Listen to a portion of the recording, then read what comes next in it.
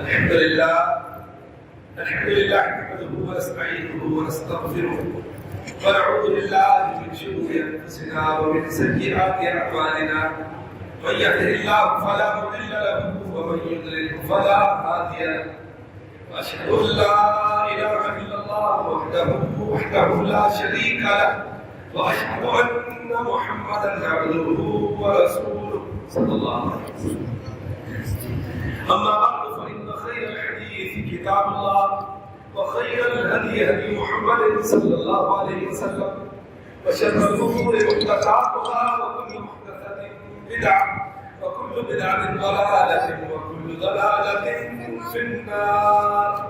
اما بعد يا ايها الذين امنوا اتقوا الله حق تقاته ولا تموتن الا وانتم مسلمون. يا أيها الناس اتقوا ربكم الذي خلقكم من نفس واحدة وخلق منها زوجها وبث منهما رجالا كثيرا ونساء واتقوا الله الذي تساءلون به والأرحام إن الله كان عليكم رقيبا. يا أيها الذين آمنوا اتقوا الله وقولوا قولا سديدا يصلح لكم أعمالكم ويغفر لكم ذنوبكم ومن يطع الله ورسوله فقد فاز فوزا عظيما. وقال الله تبارك وتعالى في محكم تنزيله ومن آياته أن خلق لكم من أنفسكم أزواجا لتسكنوا إليها وجعل بينكم مودة ورحمة إن في ذلك لآيات لقوم يتفكرون. وقال النبي صلى الله عليه وسلم الدنيا كلها متاع وخير متاع الدنيا المرأة الصالحة. اللهم صل وسلم وبارك على محمد وعلى آل محمد كما صليت وسلمت وباركت على إبراهيم وعلى آل إبراهيم إنك حميد مجيد. وقل سمعين. اللہ کے پیغمبر صلی اللہ علیہ وسلم کا فرمان مبارک ہے دنیا ساری کی ساری مال و متاع ہے. دنیا سب مال ہے، متاع ہے، فائدے ہی فائدے. وخیر متاع الدنیا، اس دنیا کا سب سے بہترین فائدہ، بہترین متاع المرأة الصالحہ، نیک بیوی کا مل جانا. یہ اس دنیا کا انمول خزانہ. دعا کریں کہ رب العالمین ہماری خواتین کو قانتات، حافظات اور صالحات بنائے انشاءاللہ. اللہ کے پیغمبر صلی اللہ علیہ وسلم کا فرمان ہے نکاح میری سنت. اور ایک روایت میں فرمایا جو میری سنت کو نہیں مانے گا وہ مجھ سے نہیں. ایک روایت میں آپ کا فرمان ہے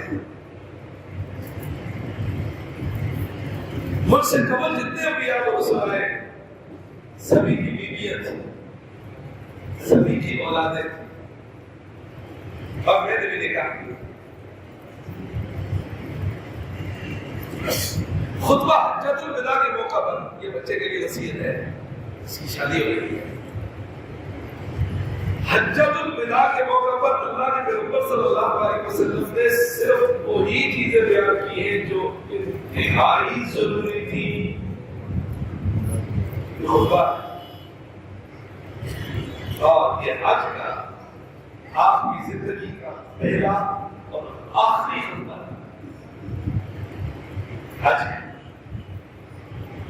کیونکہ آپ نے حج کے دوران ہی صحابہ کو کہا دیا تھا، یہ بات کہنی تھی لعلی لا القاکم بعد عامکم ھذا، شاید آئندہ سال میری اور آپ کی ملاقات نہ ہو سکے. ہم نے کہا تھا کر رہی ہے ذی الحج، محرم، صفر، ربیع الاول میں آپ کے خالی سے کچھ ہوگا. خطبہ حجۃ الوداع اللہ کے مقبل مردوں سے خطاب کیا استوصوا بالنساء،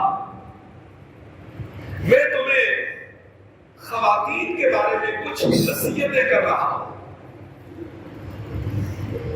دیکھو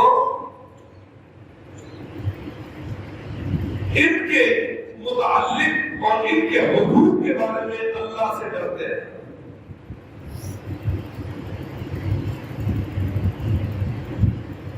ان کو غلط گلوچ کبھی نہ کرنا. محمد کے الفاظ ان کو کبھی مارنا مت، ان کو کبھی گھروں سے مت نکالنا، ان کو کبھی تانے مت دینا.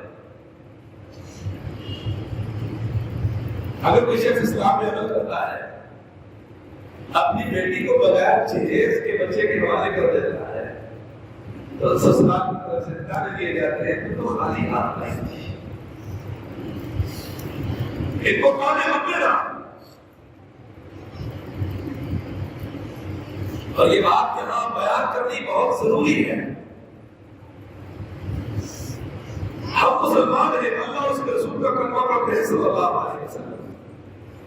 جس دین کو ہم مانتے ہیں اس دین نے ہمیں بتایا لڑکی والوں پر نکاح اور شادی کے سلسلے میں ایک پائی کا خرچہ بھی اللہ اور اس کے رسول نے نہیں ڈالا.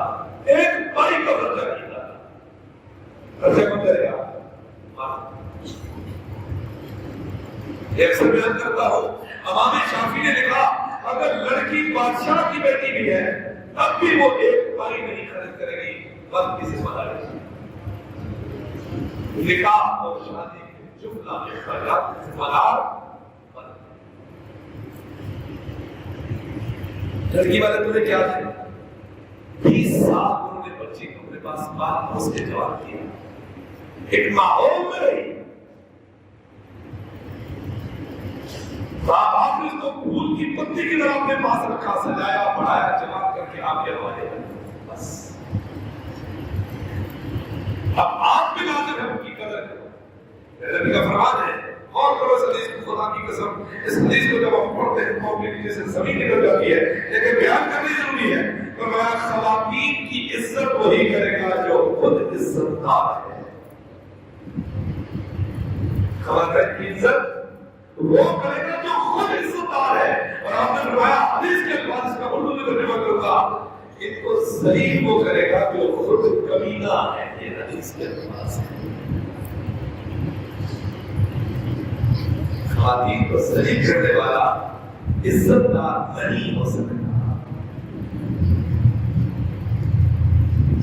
خیرکم خیرکم لأہلہ، میری امت میں سے میرا سب سے بہترین امتی وہ ہے جو اپنی بیوی کے حق میں اچھا ہو. وَأَنَا خَيْرٌ لِأَهْلِي، اور میں محمد صلی اللہ علیہ وسلم اپنی بیویوں کے حق میں بہت اچھا. آپ نے شادی کی خدیجہ رضی اللہ عنہا، جس سال وہ ہوئی اس سال کا نام رسول اللہ صلی اللہ علیہ وسلم نے آپ کو حزن رکھا، غم والا سال. اس سال میں میری بیوی نے چھوڑ دیا. اور آپ کے جانے کے بعد اللہ کے پیغمبر صلی اللہ علیہ وسلم کبھی اپنے گھر کے اندر بکرا کو ذبح کرتے یا قربانی کے مقام پر قربانی کا گوشت جب تقسیم کرنے کی باری آتی، آپ کہتے اس گوشت کو سب سے پہلے خدیجہ کی سہیلیوں کو دے گا اور ان کے گھر پہنچائے گا. آپ سیدہ عائشہ کو کہا کرتے تھے رضی اللہ تعالیٰ عنہا، عائشہ جب تم مجھ سے ناراض ہوتی ہو مجھے پتہ چل جاتا. اللہ کے پیغمبر آپ کو کیسے پتہ چل جاتا ہے میں ناراض ہوں؟ فرمایا جب تم مجھ سے ناراض ہوتی ہو بولتی ہو رب ابراہیم کے رب کی قسم، اور جب مجھ سے راضی ہوتی ہو بولتی ہو رب محمد کے رب کی قسم صلی اللہ علیہ وسلم. میں محسوس کر لیتا کہ عزت کرو. بات میں چھوٹی سی بات کرتے ہیں، مسجد میں بیٹھتے ہیں، دار افطار میں بیٹھتے ہیں، لوگ آتے ہیں کلام کے مسائل لے کر. اللہ اکبر. میں ہمیشہ لوگوں کو دو باتیں کرتا ہوں، یاد رکھتے اس بات کو. یہ طلاق اور خلا، یہ طلاق اور خلا یہ اللہ کی طرف سے اس امت کے لیے دو انعام ہیں. اگر ان کا صحیح استعمال کیا جائے تو ورنہ یہ عذاب. پورا قرآن پڑھو سورۃ النساء. سورۃ النساء کا مطلب نساء مطلب خواتین. اس میں اللہ رب العالمین نے کہا اگر میاں اور بیوی کے درمیان اندر ہو جائے, آپ دنیا جہان کے جتنے بھی مسائل ہیں استعمال کر کے ان کی صلح کرواؤ. سب سے آخری آپشن ہے جب کوئی سلسلہ باقی نہ رہے, سب سے اور ہم اس سے شروع کریں. سب علمی کی نشانی. علیہ الصلوۃ والسلام کو رب العالمین نے قرآن تعالیٰ فرمایا وَمِنْ آیَاتِهِ, اللہ کی نشانی میں سے ایک نشانی یہ ہے اس نے تمہارے بچوں سے جوڑا بنایا. اللہ نے کسی رشتے کو اپنی نشانی نہیں قرار دیا. ماں باپ بیٹے بھائی خالہ پھوپھی بھانجی بھتیجی کسی کو اللہ نے اپنی نشانی نہیں کہا. میاں اور بیوی کے رشتے کو اللہ نے اپنی نشانی قرار دیا. وَجَعَلَ بَيْنَكُمْ مَوَدَّةً وَرَحْمَةً. کیا مطلب ہے اس کا؟ لڑکے کا خاندان کوئی اور ہوتا ہے, لڑکی کا خاندان کوئی اور ہوتا ہے. نہ علاقہ, نہ زبان, نہ بلڈ, نہ خون, کچھ نہیں. اس نکاح کی وجہ سے اللہ دونوں کے دلوں میں ایک دوسرے کے لیے کتنی محبت ڈال دیتا ہے. کون ہے؟ پھر اللہ کہتا ہے وَأَنكِحُوا الْأَيَامَ مِنكُمْ. یہ بات میں اکثر کہتا ہوں, جتنے بے نکاح ہیں دونوں نکاح کرواؤ ان کے. جتنے بھی بے نکاح مرد نہیں یا خواتین, عورت کو طلاق ہو گئی یا خامد بغیر بیوی کے ہے, خامد مر گیا یا بیوی مر گئی, کچھ بھی ہے, اگر نکاح کے بغیر ہے تو نکاح کرواؤ. بے نکاحی زندگی کو اسلام پسند نہیں کرتا. یقول فقراء, کیا بولتے ہیں ہم؟ بولتے ہیں ابھی بچہ اپنے پاؤں میں کھڑا ہی نہیں ہوا, اس کو کہاں سے ہم نکاح کروا کے دے دے؟ کچھ کمانے کے قابل ہو تو اس کو بیوی دے. رب کیا کہتا ہے یقول فقراء, سورۃ النور 12 نمبر 18 کی آیت. تم بے نکاح کے نکاح کرواؤ. یقول فقراء, اگر وہ فقیر ہے, مفلس ہے, محتاج ہے, پیسہ نہیں, جاب نہیں, نوکری نہیں, تم نکاح کرو. یغنیہم اللہ من فضلہ, اللہ اپنے فضل سے کو غنی کر دے گا انشاءاللہ. اللہ نے کہا میرا ذمہ ہے, تم میرے حکموں پہ عمل کرو. روزی کا رزاق میں ہوں, اللہ واسع علیم. اس کے خزانوں میں بڑی وسعت ہے اور وہ سب کی ضرورت کو جانتا ہے. ان چیزوں کو عام کرو, نکاح کو عام کرو. کیونکہ علیہ الصلوۃ والسلام نے فرمایا یا معاشر الشباب, نوجوانوں کی جماعت, نکاح ضرور نکاح کرو, شادیاں کرو. من استطاع منکم الباءۃ فلیتزوج. کیوں کرو؟ فإنه أغض للبصر. نکاح کی وجہ سے تمہاری نگاہوں کی حفاظت ہو جائے گی. وأحسن للفرج. اس سے تمہارے معاشروں کے اندر سے بدکاریوں کا خاتمہ ہوگا. یہ نکاح عزت و عصمت کی حفاظت کا ضابط ہے. یہ کس کا فرمان ہے؟ محمد رسول اللہ صلی اللہ علیہ وسلم. نکاح کے موقع پر وقت پوچھا جاتا ہے بھائی ہم فلاں عورت کو آپ کے نکاح میں دیتے ہیں, آپ کو قبول ہے؟ تو بولتا ہے قبول ہے. اس کا کیا مطلب ہوتا ہے؟ اس کا مطلب یہ ہوتا ہے کہ اس کے جملہ ذمہ داریوں کا بوجھ اپنے سر پہ لے رہا ہوں. اس کا مال و مال, اس کا گھر بار, اس کا نام رکھا, اس کی صحت, اس کا حسن, اس کے یسر, اس کے جذبات, اس کے خیالات, اس کی ہر چیز کا میں ذمہ دار ہوں. یہ مرد ہوتا ہے. یا رسول اللہ, اللہ کے محمد صلی اللہ علیہ وسلم نے بیوی کے مجھ پر کیا حکم ہے؟ کہا جو خود کھا اس کو کھلا, جو خود پہن اس کو پہنا, جس انداز میں خود رہائش پذیر ہے اسی جگہ اس کو رکھ اور اس کے حق کے زوجیت ادا کر. اس کو گالی مت دے, اس کو مار مت, اس کو تانے مت دے, اس کو گھر سے مت دے. کون کہہ رہے ہیں؟ محمد رسول اللہ صلی اللہ علیہ وسلم. محترم سامعین, ہمیں یہ ضرور سوچنا ہے اور خواتین کے بارے میں تھوڑا سا تمام مردوں کو میں ایک بات بتا دوں.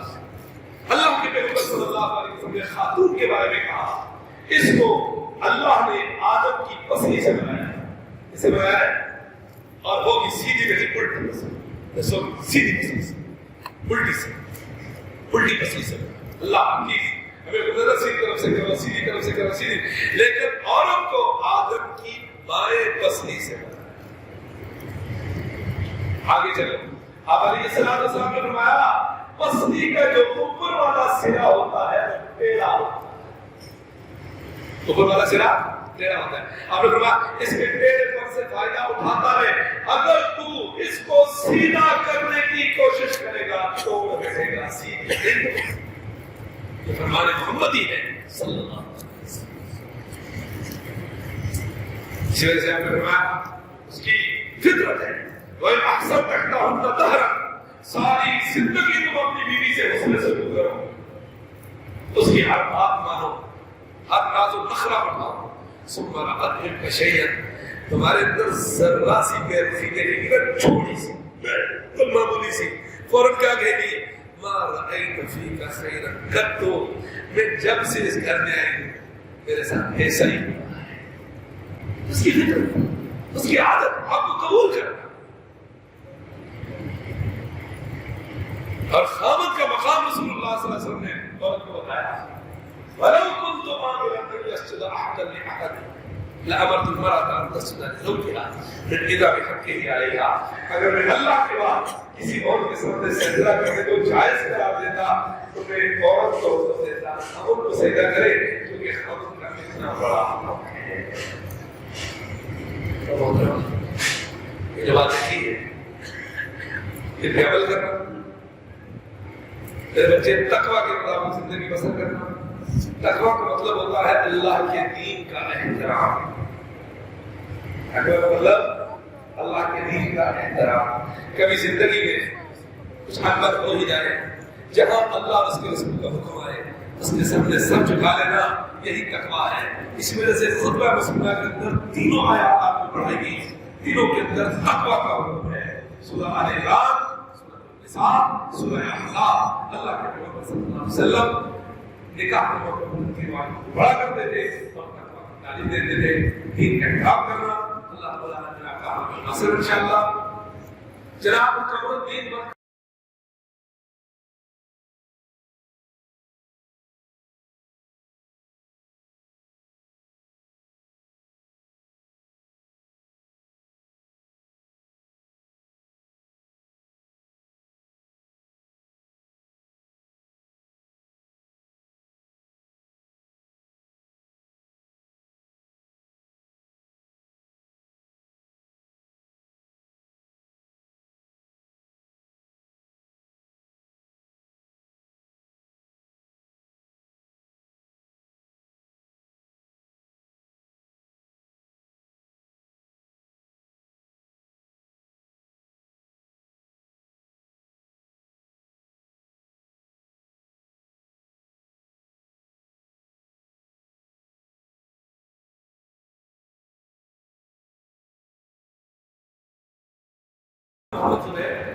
میں نے آپ کا لکھا اقرا بنت قمر الدین کے ساتھ، وقالت جناب قمر الدین بن کمال الدین، بشہادت جناب عدنان الدین بن ظہیر الدین، اور عبد العزیز خان بن عبد اللطیف خان، اور محمد عارف بن عباس بن محمد، اور ناظم الدین بن محمد منصور کے روبرو مبلغ 25,000 روپیہ حق مہر کے عوض، جو کہ کل معجل ہے، فوراً ادا کرنا ہے۔ طے کر دیا آپ کو یہ کتاب قبول ہے۔